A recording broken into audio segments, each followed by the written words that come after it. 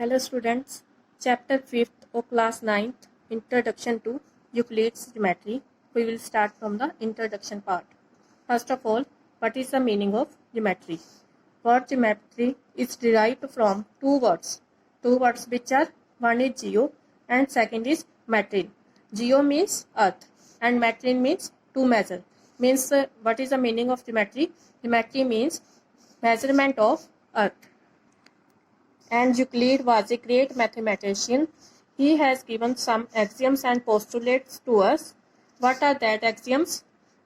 Axioms means axioms are applicable to every part of mathematics. Either it is geometrical part or algebraic part. These are applicable for every part of mathematics. And postulates which are applicable only on geometry. Now you can understand what is the difference between axiom and postulates.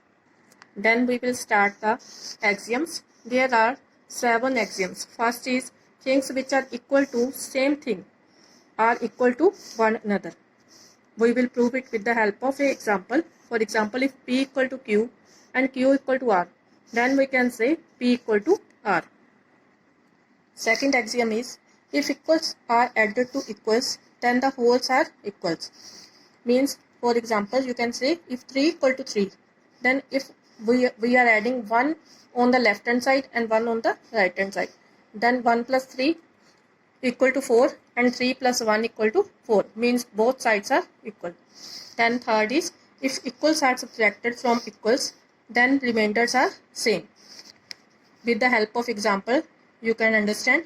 If 3 equal to 3 and if we are subtracting 1 from each side, from left side and right side, then 3 minus 1 equal to 2, and here also 2, means left hand side equal to right hand side. Then fourth is things which coincide with one another are equal to one another. What is the meaning of coincide? Means which are things which are similar to one another are equal to one another. For example, if we have drawn two circles of same radius, here is 1 centimeter, here is 1 centimeter, then these both circles will be same. Means things which coincide with one another are equal to one another. Then next fifth is the whole is greater than the part.